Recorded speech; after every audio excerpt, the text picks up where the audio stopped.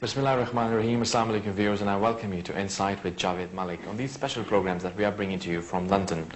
Now we are in the House of Commons, which is of course, as you know, the British Parliament, and we are talking to Peter Bottomley, who is a Member of Parliament for the Conservative Party. We'll talk to him about the Conservative Party. As you know, that the coming elections, a lot is being said about perhaps Conservative Party may be forming government. How much of that is true? Whether the Conservative Party will be able to gain more seats, or whether it's going to be seen as a defeat from Labour rather than a victory by the Conservative Party. So we'll talk to Mr. Bottomley about the party and of course more importantly about how the Conservative Party is reaching out to various communities, including the Muslim and the British Pakistani community residing here in the UK. Mr. Bottomley, I welcome you to the programme, and I'm sure you were a Member of Parliament when the Conservatives were last in government. And now, in the next coming election, there is a lot of expectation about the Conservative Party winning. Are you optimistic that you may once again form government? The question everyone should ask is, can more of the right things be done? And are they more likely to be done by the Conservatives than by the present Labour government? And the answer the answer I give is yes. Are we going to win? And it's certain we'll get more seats than Labour. It's certain we'll get more votes than Labour. The question is whether we get enough so that the margin between the Labour Party and the Conservative Party is not filled by Labour, by Independent, by Liberals, by Independents, by the Nationalists. When I first got elected to the House of Commons, there were about 5 or 6 parties in Parliament. It's always possible now with celebrities coming into the House of Commons that may change a lot of individual one-person parties. When Margaret Thatcher took the Conservatives to victory in 1979, which is not that long ago, there were only 11 Liberal or Liberal Democrat MPs. They're now over 60. So we had to get that number down to have an outright victory. The simple answer to another question is, will Labour lose? Yes. But could they manage to hang on to power with some Lib-Lab pact as in the past? It's possible. Right. Now, in terms of the gains that you mentioned about the Liberal Democrats are a party which are being sort of viewed as perhaps the choice between Labour and Conservative. That probably explains why their MPs have increased. Do you think that Conservative Party needs to do more in terms of reaching out to the community? Because it is sometimes viewed as a party of the upper classes. I don't think it's been seen as a party of the upper classes since about the 1860s, which is about 140, 150 years ago. It was, in old sociological terms, the working class Conservatives, which made the Conservatives be in government for most of the last century. From 1900 to the year 2000, Conservatives were in power for much longer than the Liberals or Labour put together. Reaching out is worthwhile anyway, but it should not be done particularly for party advantage. It should be done because it's right. It's rather like saying, do you reach out to women because you want to get elected in countries, of course, where women have got the vote. I think that the Conservative Party has become as inclusive as it was in the past. If you take, for example, people who are not white, but Asian or black or whatever, which was the third party to have a non-white MP. The answer was the Labour Party. The first one were the Liberals, the second one were the Conservatives. If the Labour Party were the first to have a woman as Prime Minister, they'd be telling us every week. The fact it was the Conservatives, they keep, hush, hush, hush, hush, forget Margaret Thatcher, please, because it's embarrassing to Labour. Not only was the Conservatives led by a woman, but she was victorious, and she sent them to defeat after defeat. Putting the issue you rightly raised around another way, will many members of Parliament like me be familiar with and known to be friendly with members of the local Islamic society, the local mosque? The answer is yes.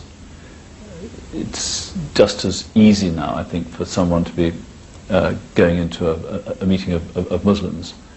And of course, your audience won't need reminding, but perhaps some of mine would, that if I was to meet the people at my local mosque, they'll range from all white to all black, they'll range from fully British to people who've been in this country for a short time.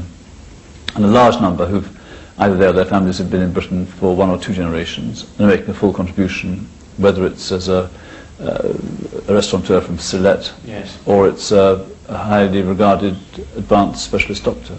Right. In terms of the relationship that the Conservative Party has with the community, a lot also depends on your policies on an international level, how the people living around the world perceive the Conservatives. in an international global arena. The policies in terms of Afghanistan and Iraq and other areas affecting the Muslim world, how would you say Conservative Party is different from Labour? There's more overlap than there is difference, and there always has been, and I hope there always will be.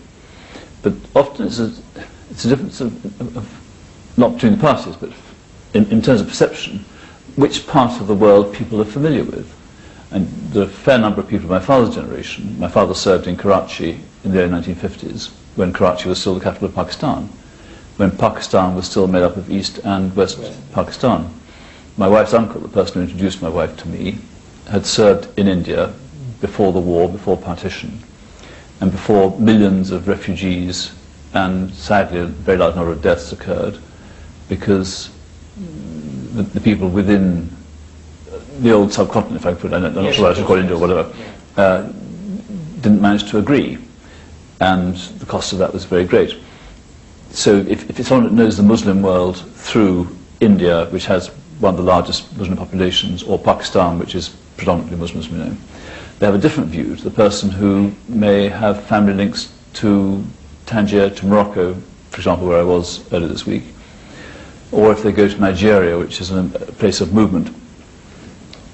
If then people then say Muslim is some reason associated with 9/11, then of course they get a totally different view as well. It's rather like judging the Irish by the IRA. It's not what we're used to doing in this country. Unfortunately, that is what has been happening, sadly so, but the Muslims have been targeted.